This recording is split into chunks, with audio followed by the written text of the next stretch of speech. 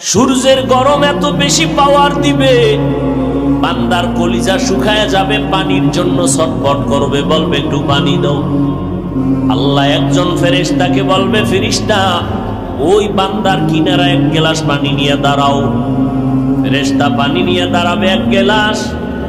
ওই 500 বছরের আবেদ বলবে পানি দাও। বলে এমনি পানি দিব না, কি চাও?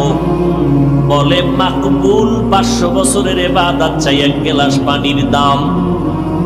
আবেদ চিন্তা করবে, আমার জান বাঁচান দরকার, মরে যাই, পানি দাও, ইবাদত পরে 500 বছরেরটা দিয়া দিলাম।